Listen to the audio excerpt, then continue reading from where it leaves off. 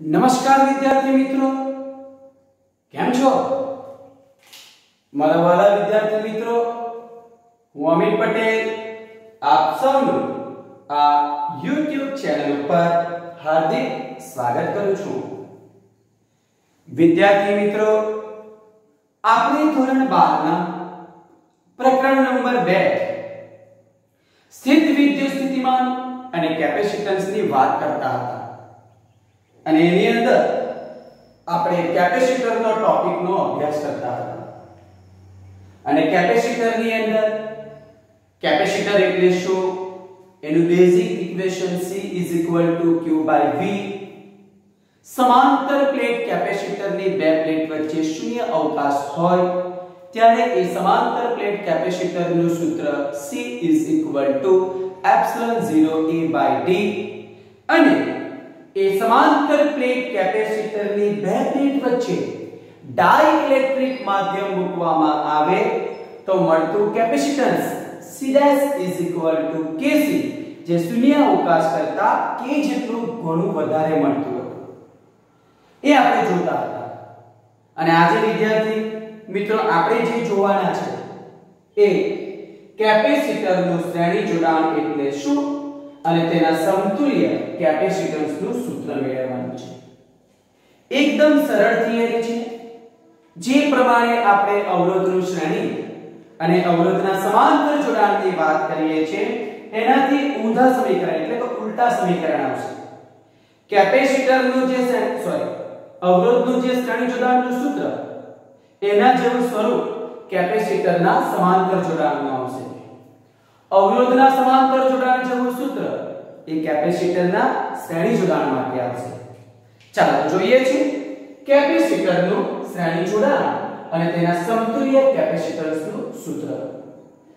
પહેલા હું તમને બે કેપેસિટરના શ્રેણી જોડાણ માટેની વાત કરી દઉં અને ત્યાર પછી n કેપેસિટરનું શ્રેણી જોડાણ અને એના માટેના સમતુલ્ય કેપેસિટન્સનું સૂત્ર મેળવીએ છીએ. તો કેપેસિટરનું શ્રેણી જોડાણ એટલે શું? તો આકૃતિ જે બતાવી છે એ કેપેસિટરના શ્રેણી જોડાણની છે. બરાબર છે કે આકૃતિમાં આ C1 અને C2 આ કેપેસિટન્સ વાળા બંને કેપેસિટન્સ સરખા પણ હોઈ શકે અથવા જુદા જુદા રહે, કોઈ વાંધો નથી.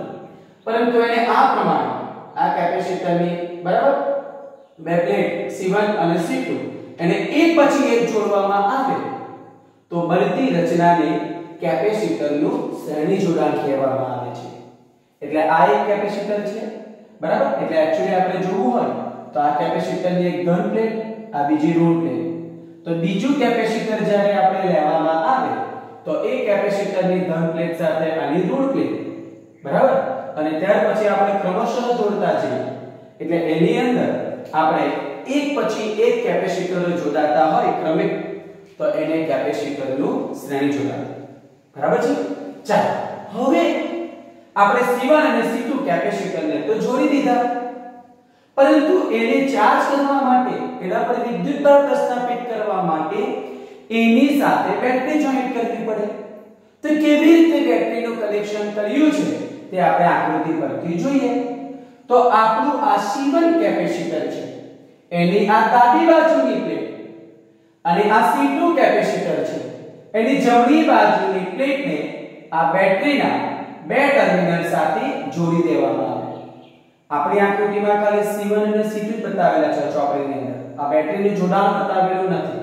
તો તમે આ રીતે એને બતાવી શકો છો કે આપણું જે C1 કેપેસિટર છે એની ડાબી બાજુની પ્લેટ લેવાની અને C2 કેપેસિટર છે એની જમણી બાજુની પ્લેટના એ છેડા વચ્ચે આપણે બેટરીના બે ટર્મિનલ આ રીતે કનેક્ટ કરી દેવામાં આવે છે.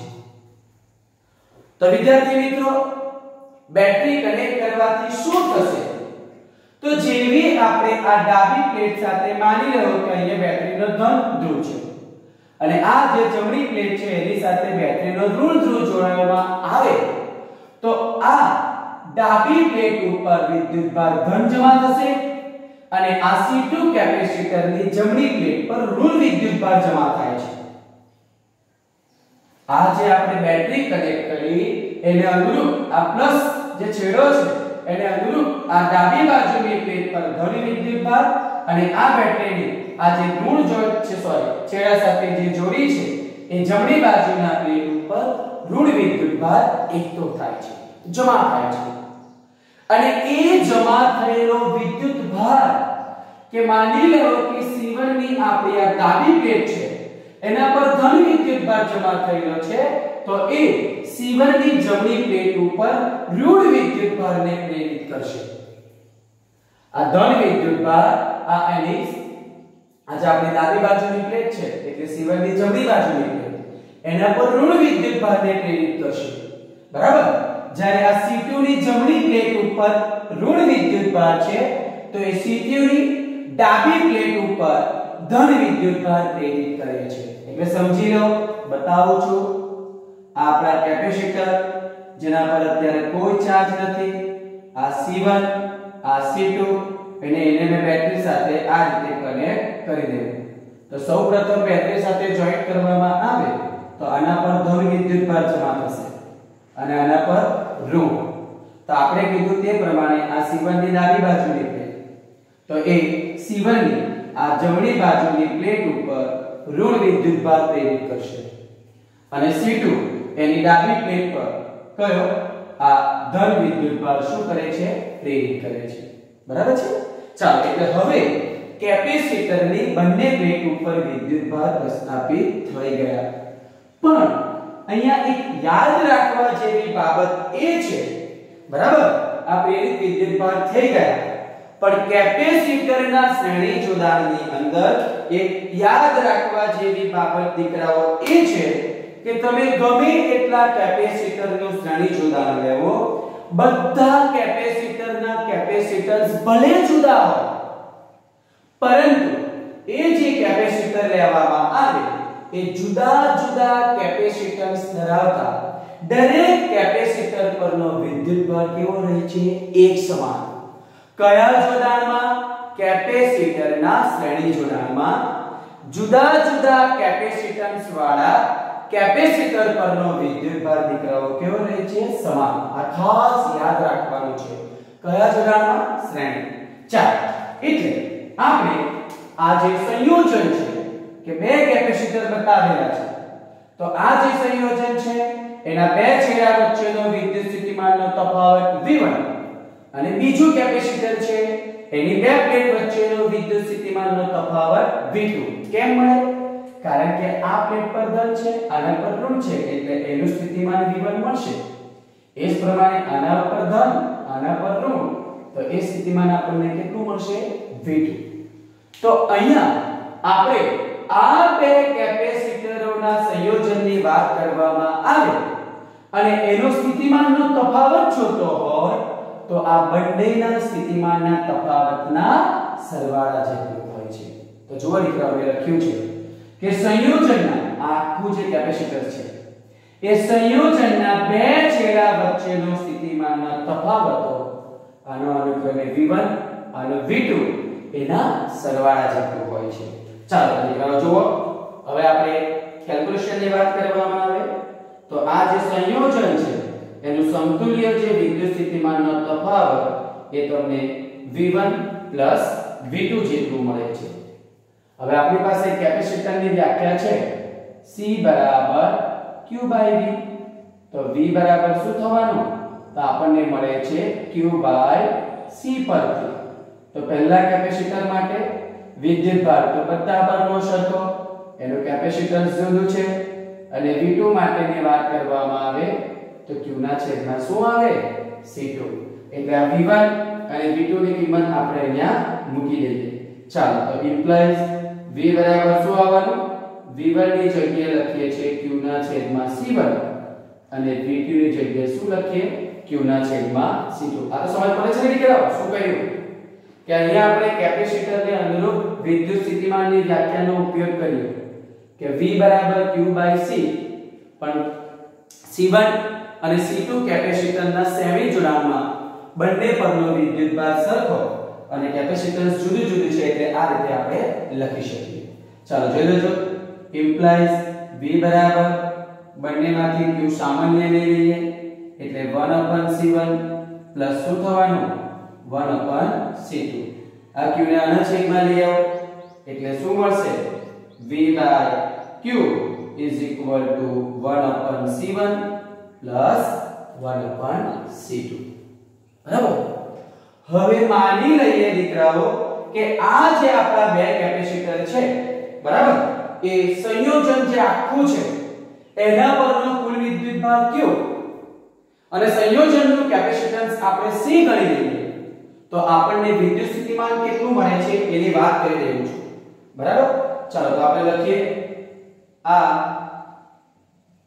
સંયોજન જે આપણે લીધું છે એ સંયોજનને આપણે વિદ્યુતભાર q ગણી લઈએ બરાબર અને સ્થિતિમાનનો તફાવત v ધરાવતા સ્થિતિમાનનો તફાવત કેટલો લઈએ v ધરાવતા અસરકારક કેપેસિટર તરીકે લેવામાં આવે। આ અસરકારક કેપેસિટર તરીકે આપણે ગણવામાં આવે બરાબર કેપેસિટર તરીકે ગણીએ તો આપણને જે મળે છે એ સંયોજનનું તો આ સંયોજનનું અસરકારક આપણને શું મળી જશે કેપેસિટન્સ।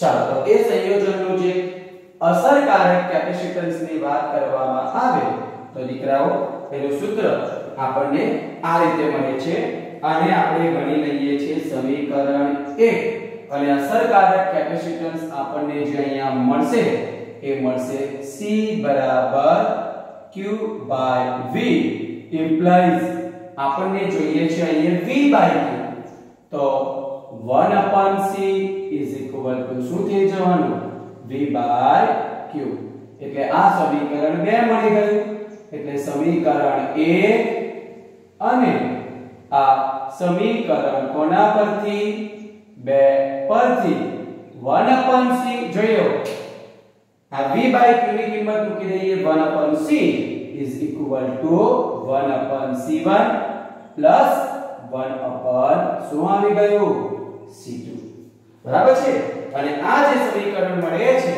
એ બે કેપેસિટરોના શ્રેણી જોડાણ માટેનું સમતુલ્ય કે બે કેપેસિટરોના શ્રેણી જોડાણ બરાબર શું છે આ સમતુલ્ય કેપેસિટન્સ નું શું છે સૂત્ર છે। તો મારા વાલા વિદ્યાર્થી મિત્રો આપણે બે કેપેસિટર માટે આટલી સરળતાથી આપણે આ સૂત્ર ડિરાઈવ કરી શકીએ છીએ। ખાલી મગજની અંદર એક જ કોન્સેપ્ટ ક્લિયર રાખવાનો કે કેપેસિટરના શ્રેણી જોડાણમાં ભલે દરેક કેપેસિટરનું કેપેસિટન્સ જુદું જુદું હોય પરંતુ દરેક કેપેસિટર પર વિદ્યુતભાર કેવો રહે છે q સમાન રહે છે। એનું કારણ આપ્યું કે આપણે શ્રેણીમાં જોડી દીધો એટલે પહેલી ને છેલ્લી પ્લેટ ઉપર વિદ્યુતભાર પ્રેરિત થાય ધન અને એટલો જ ઋણ અને બધી દરેક પ્લેટ પર એ પોતાના કરતા વિવિધ પ્રકારનો એટલો જ વિદ્યુતભાર શું કરે છે પ્રેરિત કરે છે। એટલે શ્રેણી જોડાણની અંદર દરેક પ્લેટ પરનો વિદ્યુતભાર તમને કેવો રહે છે એક સમાન રહે છે બરાબર। ચાલો તો હવે આ તો દીકરાઓ કે કેટલા કેપેસિટરની વાત કરી બે હવે માની લો એવા n કેપેસિટર હોય તો ચાલો તો આપણે n કેપેસિટરોના શ્રેણી જોડાણ માટેની વાત કરી લઈએ n કેપેસિટરોના કયા જોડાણ માટે આ શ્રેણી જોડાણ માટે। ચાલો તો દીકરાઓ આપણે n કેપેસિટરોની વાત કરવામાં આવે તો એના શ્રેણી જોડાણ માટે આપણે જોઈ લઈએ તો આપણે આકૃતિ દોરવી હોય તો આ રીતે આપણે ડ્રો કરી શકીએ છીએ। જોઈ તો આ મારું પહેલું કેપેસિટર બરાબર છે એને હું બતાવી દઉં આ C1 એની સાથે આપણે આ બીજી પ્લેટ લઈએ એનું કેપેસિટન્સ બતાવી દઉં છું C2 આ ત્રીજું કેપેસિટન્સ લઈએ જેનું કેપેસિટન્સ બતાવી દેવું C3 અને એ જ પ્રમાણે ડોટ ડોટ ડોટ આપણે આ n નું કેપેસિટન્સ લઈ લઈએ જેનું કેપેસિટન્સ Cn અને એની સાથે આપણે જે પ્રમાણે બેટરી કનેક્ટ કરીએ છીએ એ પ્રમાણે અહીંયા બેટરી કનેક્ટ કરી દેવાની તો આ કેપેસિટરનું શું છે શ્રેણી જોડાણ કેટલાનું n આના પરનો વિદ્યુતભાર આપણે +q આ -q આ +q આ -q +q -q +q -q આનું સ્થિતિમાન ગણી લઈએ v1 આ v2 આ v3 અને આનું થવાનું n આપણે વિદ્યુતભાર બતાવવો હોય પ્રેરિત થતો તો આ રીતે આપણે અહીંયા મિત્રો બતાવી દઈએ તમારે બતાવવું હોય તો આ રીતે આપણે વિદ્યુતભાર પ્રેરિત થતો બતાવી શકીએ બરાબર એટલે દરેક પ્લેટ ઉપર આપણે બતાવવું હોય તો તમે આ રીતે વિદ્યુતભાર એને પ્રસ્થાપિત કરી શકો છો તો આ n કેપેસિટરનું કયું જોડાણ છે શ્રેણી જોડાણ હવે જે રાશિ બદલાતી હોય ને એનો સરવાળો લઈ લેવાનો બરાબર ને આપણે તો સમતુલ્ય કેપેસિટન્સનું સૂત્ર મેળવવાનું છે તો એને અનુરૂપ આપણને ખબર છે કે અહીંયા કઈ ભૌતિક રાશિ બદલાય છે તો વિદ્યુત સ્થિતિમાન બદલાય છે અને વિદ્યુતભાર કેવો રહે છે અચળ ચાલો તો એના માટે આપણે અહીંયા લખી દઈએ કે v બરાબર આપણને મળશે v1 v2 v3 up to plus આપણી પાસે કેટલા કેપેસિટર છે n અને દરેક n કેપેસિટરના વિદ્યુત સ્થિતિમાનનો આપણે દીકરાઓ શું લઈ લેવાનો સરવાળો આવી ગયો ચાલો હવે શું કરીએ છીએ પહેલા જો ઉપયોગ કરીએ તે જ પ્રમાણે કહીએ v બરાબર v1 v2 તો v1 ની જગ્યાએ શું આવે q/c1 v2 ની જગ્યાએ શું આવે q/c2 સેમ ડેફિનેશન અહીં યુઝ કરો તો અહીંયા v બરાબર શું આવવાનું કેપેસિટરના શ્રેણી જોડાણની અંદર દરેક કેપેસિટર પરનો વિદ્યુતભાર કેવો એક સરખો ચાલો એટલે q/c1 બીજાનું વિદ્યુત સ્થિતિમાન q/c2 ત્રીજાનું q/c3 અપ ટુ પ્લસ q/શું આવવાનું cn બધામાંથી સામાન્ય આપણે લઈ લઈએ છીએ q એટલે આપણને અહીંયા સમીકરણ શું મળે 1/c1 1/c2 1/c3 up to plus 1 દીકરાઓ શું મળશે cn મળે છે આ તો આપણને ખબર છે જે આમાં કર્યું છે એ જ હવે આ q ને છેદમાં લઈ આવીએ એટલે v/q અહીંયા મળશે 1/c1 1/c2 1/c3 up to plus 1/cn બરાબર છે ચાલો હવે આ લખી દેવાનું કે આ સંયોજનનું સમતુલ્ય કેપેસિટન્સ ડાયરેક્ટ લખી દઉં છું કે જો આ સંયોજનનું સમતુલ્ય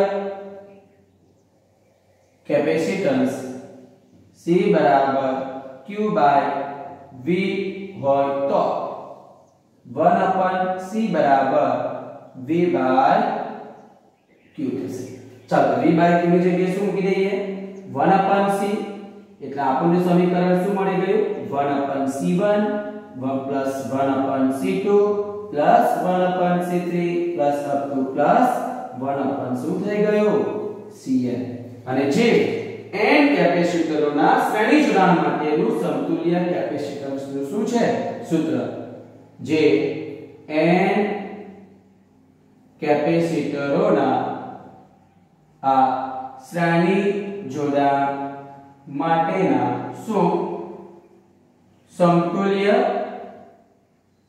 આ કેપેસિટન્સનું દીકરાઓ તમને શું મળે છે સૂત્ર મળે છે તો તમને આપણે જો વાત કરવામાં આવે તમને જો આ સમીકરણ આવડી જાય એટલે કે આ પદ્ધતિ આવડી જાય તો એને અનુરૂપ કેપેસિટરનું સમાંતર જોડાણ આપણે ખૂબ જ સરળતાથી દીકરાઓ આના પરથી મેળવી શકાય તો આ બે કેપેસિટરોનું શ્રેણી જોડાણ કેવી રીતે મેળવી શકાય તે અને n કેપેસિટરોનું શ્રેણી જોડાણ કેવી રીતે મેળવી શકાય એની ખૂબ જ સરળ થિયરી આપણે અહીંયા દીકરાઓ બતાવી છે તો મારા વાલા વિદ્યાર્થી મિત્રો, આ કેપેસિટરનું શ્રેણી જોડાણ છે.